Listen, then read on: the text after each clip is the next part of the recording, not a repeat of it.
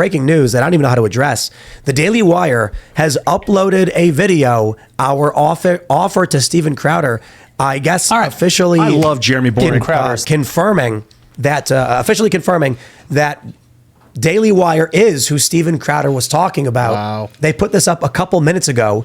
It's 52 minutes long. We literally could not just play the video and watch it during the live show. No way. But I mean, it is what it is. I mean, that's it. What did the comment say?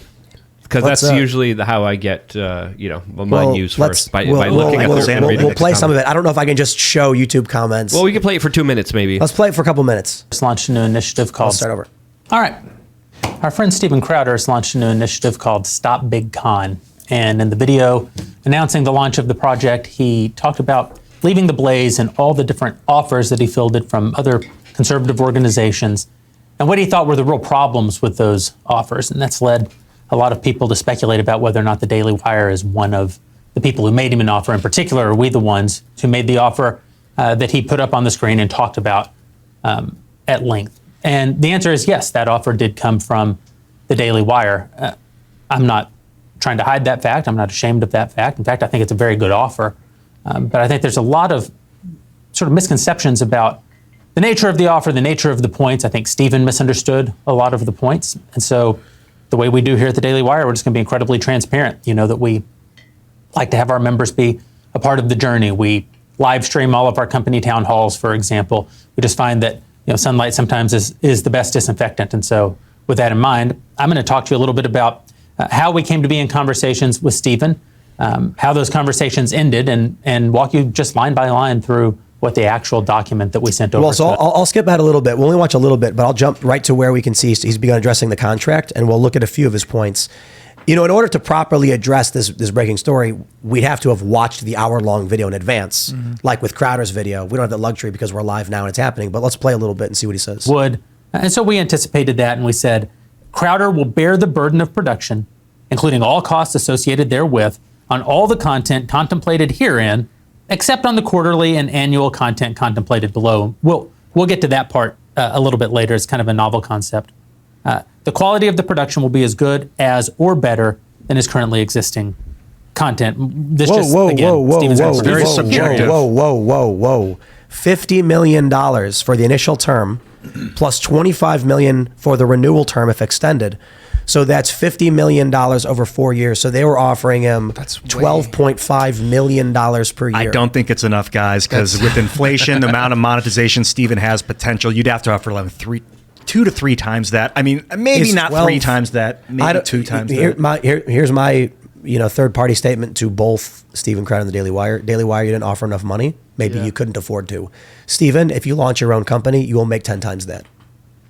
So I wonder if that's the issue. Like, Steven looks at this and he's like, $50 million over 4 years is not worth it. Because you got to understand, that's got to pay his employees. If you could set and staff and cost and overhead and insurance and lawyers and legal fees and lawsuits. $1 million a month. Pre-tax. Bear the burden of production. It says right there. Then there's taxes. And taxes. So he's getting $600,000 a month. Bear the cost of theft. Not well, taxes. no. It's not because if Crowder's production costs are $600,000 a month, then he's only profiting $400,000, and then he's paying $150,000 in taxes. Right. Taxes are a wild thing, dude. Yeah. So that was right there. I mean, that's kind of, there we go. We now know what the fee is. So the question is, man, 4 years, that's heavy. What wasn't the total, like 200 million or something we said yesterday? What was the total we ended up talking about? I mean, with hyperinflation, that's going to be nothing. You have to adjust this for inflation over the period in order for a contract like that. The real inflation, not the fake inflation government numbers that are actually full of crap. Look, I know Jeremy Boring. I think he's a good dude. We've talked about potential things we could work on and deals we could do, and a lot of people were speculating back when we went and visited the Daily Wire in Nashville. We did that week-long thing. They were like, oh, Tim's going to sign with the Daily Wire. It's like, no, I don't think there was ever a possibility that we would be a Daily Wire thing. It was more like, I'll tell you guys straight up exactly what's going on. We have every different way we distribute content is monetized in different ways through different partners. Some people specialize in ads only for podcasts. Some people specialize in ads only for YouTube. And so, for instance, our podcast side of things, like iTunes, Spotify, I'm not an expert in those spaces. I know YouTube much better. And so we have third parties that work with us. So I've talked to them like, hey, can you guys help us with this? Because we know we're not doing a good job. That's the kind of stuff we've talked about. And being able to go to a company like the Daily Wire and literally talk with their CEO and have him just be very candid. And like I got to tell you, like of all the business meetings I've had, the easiest one was with the Daily Wire because it ultimately ended like, okay, well, maybe we can't work on this now, but we'll figure something out. We'll hang out sometime. Good hearing from you, man. I've worked with the first contract I was ever offered was from. I'll leave him out of it. It was a big agency. It was one of the big talent agencies. They represent people you've heard of on Fox News, and they give me like a 70-page book contract to read, and I'm looking. I'm like, this is a joke, right? And it's like, no, don't worry, it's standard. And I'm like, dude, you come to a guy who's like an up-and-comer in the space. It was a 5-year contract. I know the game they were playing. It was going to lock up everything. It was going to own me for 5 years and leave me with nothing. And I couldn't afford to hire a lawyer to read that many pages, so I threw it in the trash and said, have a nice day. Not interested in wasting my time. That is almost every negotiation with every company I've done. The Daily Wire was like literally I sat down with Jeremy and we talked about how we could do things. And I thought it went well. That being said, these contracts don't work. It says like right here, you can see right here, Crowder will deliver a 1.5 hour long Louder with Crowder audio show of a quality and the kind of blah, blah, blah, blah. They have to say that because they don't want to sign a deal with you and then have you drop the quality to save money. But then all of a sudden, if you're someone like Crowder and you're like, you want to own what? You want to own everything? And they're like, I'm not going to give you $12 million per year without the right to distribute the content to make money on it. Mm-hmm. You just can't do these deals, man. Yeah, these are old, archaic contracts that don't make sense. Ian made that point yesterday, and it was a very good point. My question is, how many eggs were the Daily Wire team going to be paying Crowder with? Is that in the contract as well? Because that's a commodity 12 there million of them, I think. that I think is an important one during these very difficult inflationary times. Let me play a little bit more. Been at Blaze, well, he would still do that same kind of concept. 30 minutes of the show would now be behind our paywall. Crowder can bank or pre-record a limited number of episodes upon our approval and reasonable discretion. Days without new original episodes will be scheduled in advance, subject to our reasonable approval. What's this about? Well, a guy like Crowder, in addition to his 4 weeks. I think the Daily Wire should just publish a link to the contract. Yeah, for sure. Because he's already shown, and he's going through a whole bunch of stuff. And I think Crowder opened the door. When Crowder showed that portion, he actually said, don't make me bring the receipts. Right. So the Daily Wire responds with, okay, let's go through some of the contract. At this point, I'm like, okay, dude, just like publish it. Yeah. Mm-hmm. What are your thoughts? Because like the fee being released is huge. Mm-hmm. Here's what I think Steven Crowder, man, here's the challenge. Joe Rogan's deal, what did it turn out to be? Like, they was initially reported as 100 million, mm-hmm. and then it was revealed later 200 million. We don't know how many years that's over or what it does include. Is it stock or things like that? I think I don't know. Or is it the old episodes too, or is it the entire podcast? Is it the first episode? I think to it the did last include episode? old episodes. Yep, that's a lot. Yeah, it got him off the prime. Like Joe Rogan had the #1 spot on iTunes, the premier podcast platform, and he sold that. That makes sense. Spotify says, look, we're going to give you $200 million over X years. I don't know how many years it was. I'd imagine it wasn't 4, but it could have been. And so you imagine Joe's then getting $50 million a year for his show. That's the crazy thing.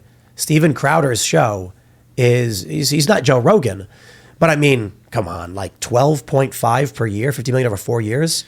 He's not a quarter of Joe Rogan. He's half or more. Mm-hmm. And considering what we're talking about, arguably comparable. Joe Rogan reaches a certain kind of audience and he's huge. We get it. But Steven Crowder motivates people more. I'd be willing to bet that a Crowder ad read will sell 10 times more than a Rogan ad read. No offense to Rogan, but Crowder's a culture warrior. Right. Crowder's a culture warrior. When he goes out and he says, guys, you gotta get this thing because mm-hmm. these are the companies that believe in us, people are going to be like, yes. Mm-hmm. When Joe Rogan says, I shave my balls, here's the thing I use, some people are going to be like, that's cool. I like on it. I like or his fleshlight that he was supporting. I hear those are right. Looking at it from Daily Wire's perspective, they're putting $50 million down. They want to make profit on this too. So they're anticipating, yes, it's worth at least $50 million and then probably at least 50% on top of that. and that's where, ballparking, like I agree with you. I think being independent in this space is the best way to do it. I think it's the best environment for a true creative. I think it's the best upside on the profitability. And there's so many business opportunities being created in this sector, which is relatively new, really has just blossomed in the last 2 to 3 years. So, Crowder might be looking at, okay, what am I looking at the next 2 or 3 years? But he's gonna be doing this for 30, 40 years, potentially, if he wants to. Here's the thing about any of these deals. A couple of years ago, we had one of the big networks come to us and say, let's do a deal. And we were relatively smaller, but, we haven't grown that much. Like, we've grown a lot, but, in terms of revenue and stuff, as a company, we're doing a lot better. But they basically all say, like, we'll own it. Everything you do, we own. And I'm just like, not interested. Because I'm going to do a 3-year deal with you, right? That's what you're asking. You're coming to me saying 3 years. And at the end of it, you walk away, you keep your brand, you keep your name, we keep everything else. I'm not interested in doing that. I already have my own channels. I already have my own brand. I already have a membership platform. Why would I just give that to you in exchange for what? Comparable amounts of money? That's the stupidest thing ever. As you said, Rogan, it's like a new entertainment environment. It's a new business model opportunity. So many different ways to make money in this space that, and now the parasites have come out as well. I'm not calling anyone particular. I'm just saying the parasitic nature of business has aroused. It happened in 2006. I was doing internet YouTube videos, and like once I got like 10,000, once I started getting like 1,000, 1,500 views per video, I started getting emails and messages. Hey, we can take your channel to the next level. Hey, I want to make some money off you. Hey, say this thing I want you to say. And like, let me.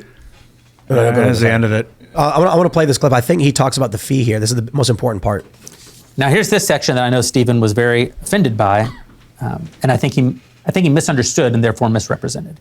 Fee reductions. There's a different fee reduction for all those kinds of contents we created. Daily content. If he fails for any reason to deliver 192 episodes of The Daily Show, or if he fails to include the ads that we agreed to or the promotions that we agreed to in those episodes, then we'll give a $100,000 reduction every time. What's that about? Well, again, you can't pay someone any amount of money, but you certainly can't pay them an unimaginably huge amount of money for their show and then not get the show. So what this is saying is you don't have to produce a show every day. You don't have to produce 260 or 250 or 240 or 230 or 220 or 210 episodes a year. You got to produce 192 episodes a year. You can film some of them in advance. You can stack them up. All of that's contemplated in there. You could shoot on a Friday so that you can take 2 days off next week. But if you don't give us 192 episodes, we can't pay you the same amount of money as if you did give us. So now hold on there a minute. If it's 12.5 per year with 192 episodes, that's $65,000 per episode, not 100. And so the fee is bigger than the fee is revenue, which is a weird payment structure. So that seems kind of punishing. You would typically want to do a payment structure that's more affirmative, like, hey, after every 10 episodes, we will pay you blank. So you kind of truncate it into smaller. It sounds like they're doing just a big advance up front. If you're doing a guarantee of X per year, I understand what the Daily Wire is trying to do, but I will push back and say what the contract should say. And they could be doing the big ask. It could be a Trump move where they don't want Crowder to negotiate a net benefit. They want to break even. So they say 100K, expecting Crowder to come back and say, no. Prorate divided by the fee for the year. So it should say, in my opinion, this is how I do the contract. I'd say, what are we paying you? $12.5 a year, 192 episodes. Okay. Any episode you miss, we deduct 1 unit division into that fee. So whatever that breaks down to, $65,000. You miss an episode or you miss an ad read, we will remove 65 from your minimum, your guarantee. Mm-hmm. Basically, we are buying 192 episodes for 12.5 per year. If you don't deliver one, we prorate you. But the argument is it's the library itself is worth more than the sum of the parts. So the one show by itself, then you have 20 shows. They're worth more than 1/20th each because they create, so I can see why they up the fee. We'll let Jeremy continue because I don't want to cut him off if he's going to make important context to part of the conversation. 192 episodes. So this is just, you give us 192 times 4 minus 1, then out of your 50 million, we're hitting minus 100,000. Stephen said that this is unfair. He said 192 times 4 minus 1. then we're taking 100,000 out of 50 million. Yeah. Look, man, that doesn't add up. Yeah. What's 50 million, 192? It's going to be 65, 104. Yeah. Because, basically what it breaks down to. So that doesn't quite add up. That being said, the Daily Wire offering a steep fee as a means to say, like, don't drop shows, I also understand. They don't want to do a deal where they make a guarantee, and then one day Crowder says, well, I don't lose anything if I back out on this deal, right? If Ian and I do a deal, and then Ian's relying on me to make a profit, and there's no penalty other than I don't get paid for the day, but Ian gets screwed over, well, that's going to suck. So again, I think it may be reasonable to say something like 70,000. So you will get a 5,000 hit on your overall minimum because we don't want to create an opportunity for you to just be like, I guess I'm not going to do a show today because I don't feel like it. You know what I mean? You know what I think they're factoring into that is their costs for their production and their licensing and distribution. So 100,000, so That's true. 65 is for Crowder, Right. 35 is probably what they estimate. That's their actually a really good cost point. per episode. That's actually a really fair point. In order to distribute and make money off of what they're buying from Crowder, they're going to have their own crew doing all of this stuff as well. Editing. Yep. Right. And that means if they've got 300 employees and they've got, 10 allocated to proper promotion, distribution, making clips, uploading to the website, monitoring for bugs, doing the back end stuff, because they're a lot bigger, maybe 100 does make sense. I mean, I certainly think you factor that in and you factor their loss of profits in. So they're basically saying, we're paying you 65. We're also going to lose 10 because we can't do our sales. Our employees showed up to work. Our employees showed up. Also, the people who bought the ads are going to come to us angry. Mm-hmm. So that's actually an interesting point. Fair point. I don't think we can go through this whole thing though. So I don't know if there's any other. I'm going to do it later It's tonight. a tough for deal. Sure. You know what? I'm very curious to see what Crowder says if there's anything else. But to me, this just seems like business, tough business. It's a lot of money. There's high stakes, and people want to make sure that their investments are protected. So I'm not necessarily anti-Daily Wire on this, but I am curious. I'm sure there's just a 50-minute video. Crowder's got his whole experience going through this, so there's a lot more to this, I'm sure. This is actually really awesome that there's this transparency is incredible. right? This is so good for the business environment.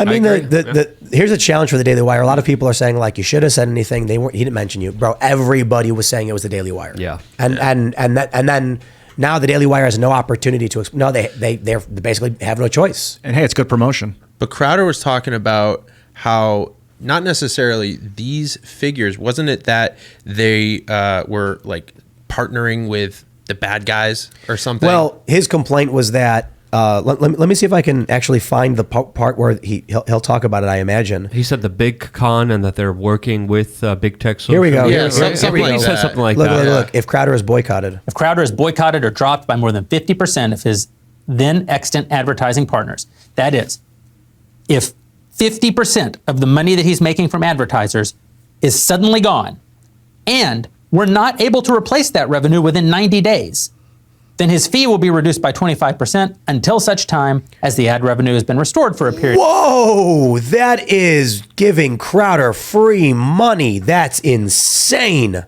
Think about that for 2 seconds. If Crowder's revenue is dropped by 50% from his advertising partners, plural, wait, hold on. If he's dropped by more than 50% of his then advertising partners, they will reduce his fee by only 25? Which is what, $250,000 a year ish. Wait. Well, potentially. So it's potentially advertising insurance, it sounds like, but 50% of his revenue may not necessarily equate to his fee. So the 25. Right. Right, Is he but making no. more than $250,000 a year in ad revenue? What's his ad revenue compared to the fee? 25% of 50 I see. million. So it could be they don't include membership partners, but they're also giving him 90 days, meaning if something happens. That's a nice grace period. 3 That- months to figure it out. That means Crowder could be making half the revenue for 3 months, and they still won't charge him a fee or a penalty. What I don't like They'll float from him. Steven's I would perspective offer is that to anybody. It makes him reliant on advertisers still, which is I think he's trying to get away from that, being reliant on advertisers. And if his contract forces him, If I was going to do a deal with someone, I would say if your content gets boycotted, your fee will be reduced commensurate to the amount of money lost from those boycotts. And that's the crazy thing. We share the risk. Well, or yeah, I mean, we can give you a guarantee, but if there's no money coming in, like there's no money to guarantee you. That is to me like a little bit of a float. Daily Wire, you know, they're almost a creditor in that instance. That came off as like a surprisingly gracious. I didn't. Here we go. Here's the important part. I didn't expect the Daily Wire to offer something like that. To be honest, the big makes tech money part. or not, and then we lose the business as a result. And now no one pays Steven anything, and no one releases Steven's content. He has to go build it all from scratch in crisis. Ban. The Crowder content cannot be released on any of the major platforms because of his content being banned from those platforms. Then we'll reduce the fee if YouTube 20, if Apple 20, if Facebook 10, if Spotify 10. Same kind of concept.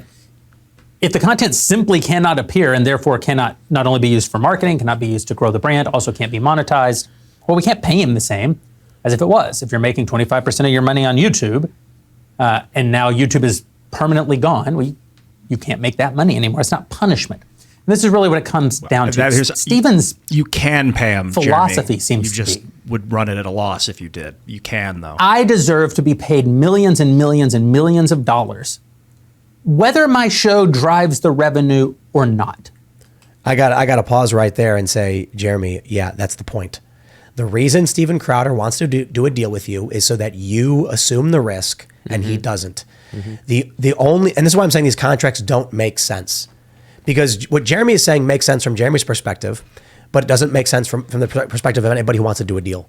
It would be like someone saying, you know, Luke, I'm going to buy your RV off you, and then if it breaks, I'm not giving you the money. Like, well, hold on. They always break. It's no, but my point is like, vehicle. Put in the contract. Crowder's basically saying like, I don't want to worry about this. I don't want to worry about the risk, the revenue. You figure it out. And then Jeremy says, okay, but if it breaks, we're not going to pay you. I mean, I think that's reasonable. If you buy it or you don't. If Steven wants to offload the risk, then he's offloading a huge chunk of the income. I mean, that's the risk is a big part of why he's worth so much, is because it's on his shoulders. The deal can't exist. This is what I was saying. Like when I said Crowder was right about everything with these contracts. Like, and I like the Daily Wire guys. I think Jeremy's a good dude, and I think Jeremy is doing right as a business.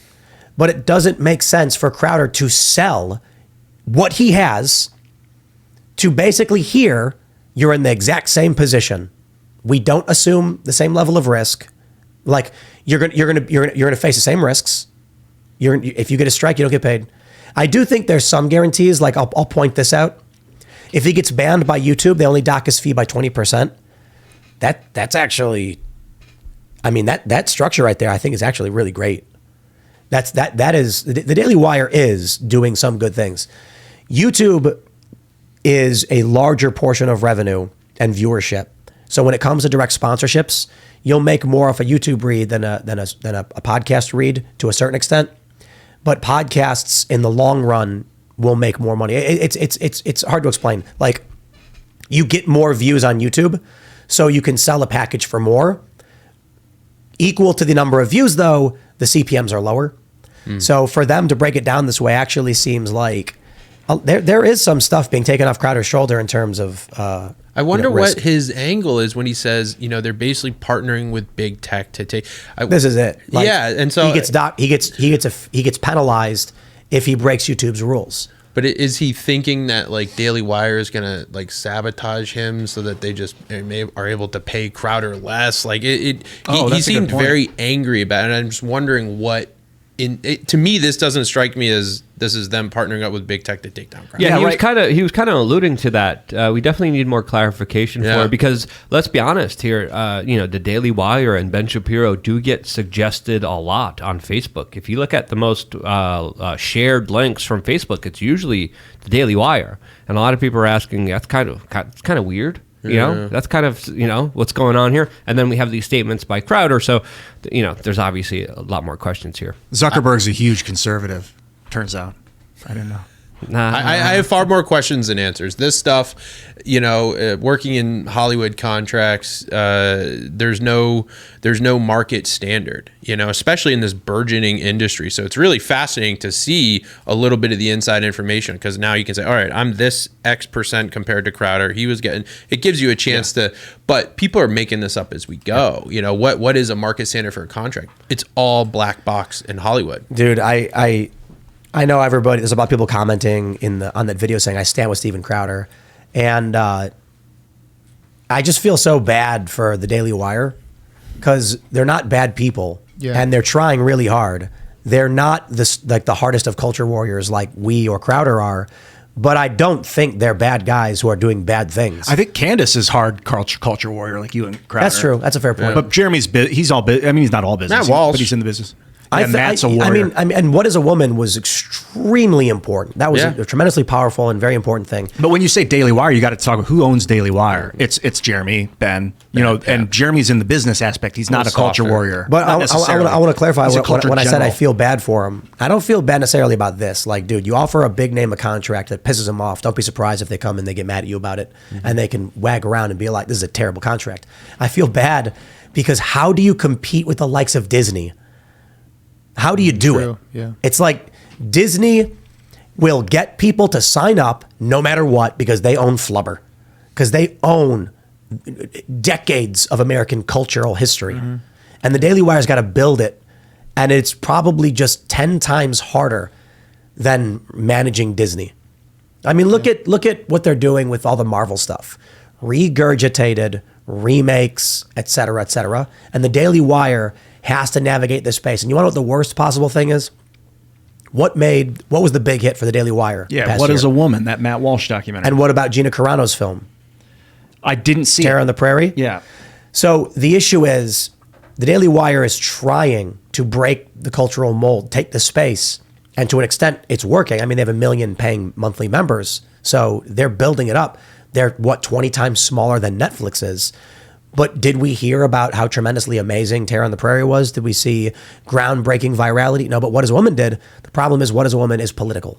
That means the Daily Wire is still trapped in their pigeonhole. And if they're going to have the cultural impact that we actually need them to have, they need to get bigger hits in different areas that are very, very difficult to do. They need their own Mickey Mouse. Yeah, I will say, just looking at that contract, assuming that's the primary contract, that's a very simplified contract. They get far more verbose, far more carve-outs and exceptions and preconditions. So again, I'm not taking a side on this because I don't have enough information. I'm definitely very curious to hear what Crowder's perspective is, though. Someone super chatted. Remember, Crowder is bringing in 300,000 subs at $10 a month. That's 36 million a year. Crowder, let me see. Sorry, gotta scroll. Crowder wants band protection and is wanting a distribution partner. I agree. I don't know that we can guarantee Crowder will bring in 300,000. I think it's possible to be more than that. I think from a contract perspective, if someone came to me and said, "Look, you do it," if like Ian came to me and said, "Bring me on the show and I guarantee you 10,000 new paying monthly members," I'd be like, "You can't guarantee me that." Like I can look at your metrics and then make a bet. And if I'm wrong, I lose a lot of money. I don't know if I'd want to do that. Yeah, there would have to be some cash incentive if I was going to guarantee a subscriber count or something. I also do think, from a practical standpoint, Steven Crowder likely will bring in 300,000 to 500,000 new paying monthly members at $10 a month. In which case, this contract's not good. You made an interesting observation that he might be concerned that with the 20% if he gets banned off YouTube, 20% if he gets banned off, that if Daily Wire is in charge of the edit and the post, that they could put something up that would put him in a light that would get him banned and then be able to cut his salary by 20%. He's very nervous about their affiliation with big tech. And that, to me, has not been addressed in this. We saw the provision, but it to me, it doesn't really, where's Crowder getting, he was very upset, very nervous about that. I don't see it yet. I don't know what he's focused on. Crowder needs to do his own thing. Because like I said the other day, I think Crowder would make $10 million a month. People are saying 36 million a year. I disagree. Based on how big Crowder is, based on what he was able to do with Rumble on with the midterms, he had 10. He had like 7 or 8 times the amount of viewers we had. Yeah, I think we ended up with, I don't remember how we had 60, 70,000. He had 500,000 on Rumble or on Rumble. Special shout out to Dave Landau, that lovable little garden gnome. I love you, brother. I love you, man. He's so awesome, dude. I think Crowder should launch his independent mug club and $10 a month. Honestly, it might need to be a little bit more than that because of costs these days. Like, no, seriously, like bandwidth costs, especially if you're going to do anything live. But $10 a month probably would work. I think he'd probably get between 300 and 500K Probably. He'd be making $5 million a month with no ads. Yeah. None. Just off subs. Yeah. Yeah, back end hosting is expensive. But- These are the numbers that the contract should be working out. We're going to cover hosting, like we mentioned that last night. Like do tech contracts with these actors, these performers, so that you cover their back end expenditure and costs. I'm doing the math in my head right now. I think 300K is a good estimate. It's a good estimate. So what needs to happen in this contract is Crowder should probably say, here's what I would do. I go through all of it and I would say, oh, you want all these things? My answer to you is yes. And we're going to add one paragraph. I get 80% of memberships. And then they're going to go, well, I don't know about that. And I'll be like, okay, here's what I'll do. I'll take 100% of my memberships and I'll make my own website. Thanks for your time. Yeah, right. Which I don't know why he doesn't just do that. I mean, they have a massive distribution platform. Well, it's because so. he's also been like demonetized on YouTube for like how many years now? Off and on for I don't know. Here's what I his can entire say. career, 3 years. If I know this to be true, that if we did some kind of partnership with the Daily Wire, this show would be 10 times bigger in half the time. We would have like the Daily Wire's I think 20 times bigger than we are. They have people all over the place. They have more fans than we do. They have more connections, more celebrities who visit their offices. Mm-hmm. They have their own talent roster.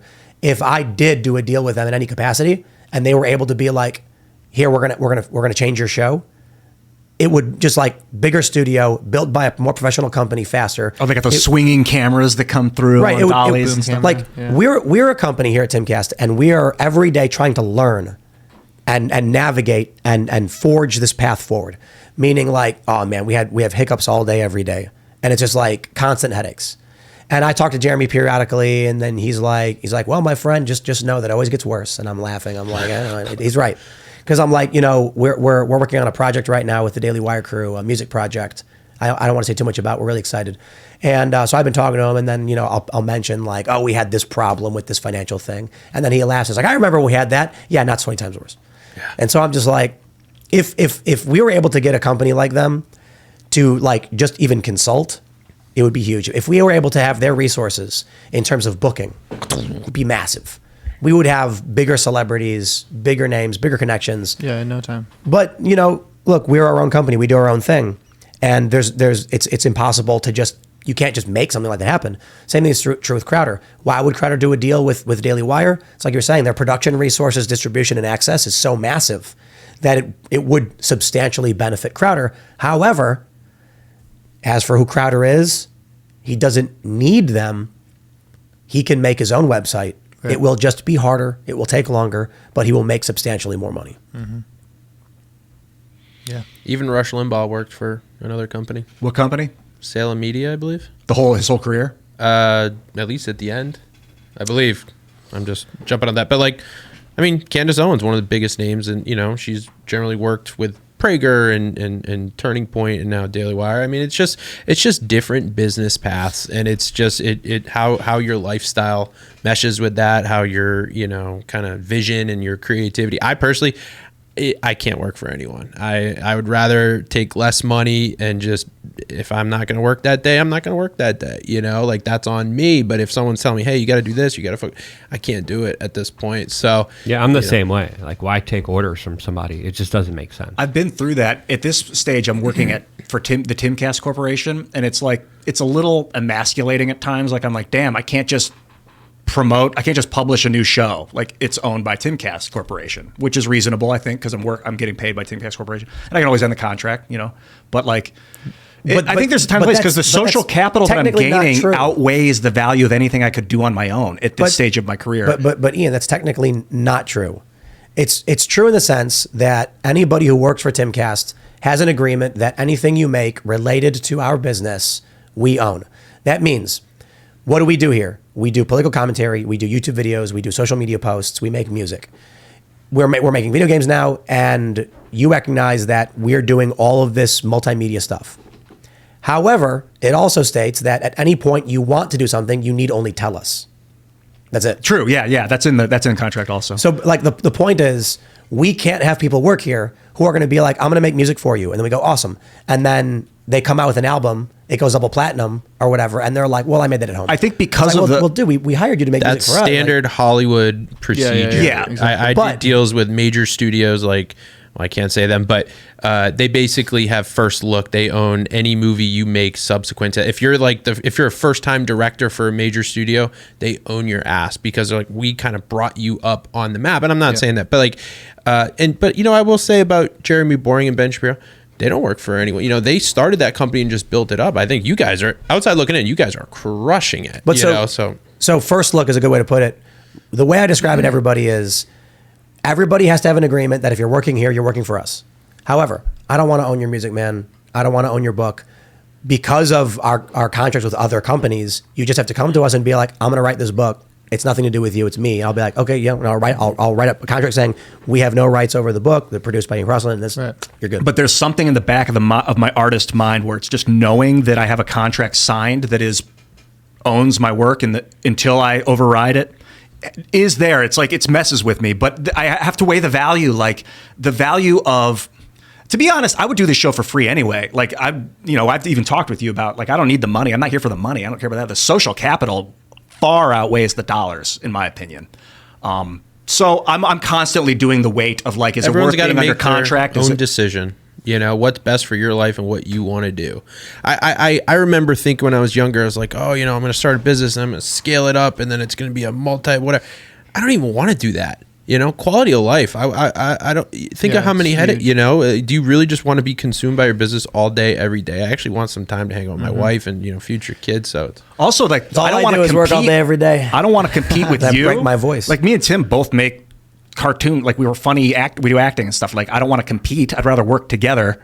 I don't want to compete with Jeremy. I don't want to compete with Steve Crowder. I want to work, unify and kind of create art together. Like, we don't have any kind of contract anywhere near the level of what the Daily Wire is offering. Like that massive lighting out terms or like whatever. Or like we don't have anything. Yeah, over like, X amount. There's no time period on the contract. There's literally nothing in any agreement anywhere that's like, Ian, if you get us banned, we're going to dock your pay. It's like, no, you just pay anyway. Like get mad about it, I suppose. But also, it's like there's no time commitment, which is ultimate in this rapidly changing entertainment structured environment. Like putting someone on a 3-year freaking leash is insane, in my opinion. Well, there's a reason for that, and it's what we were talking about the other day, right?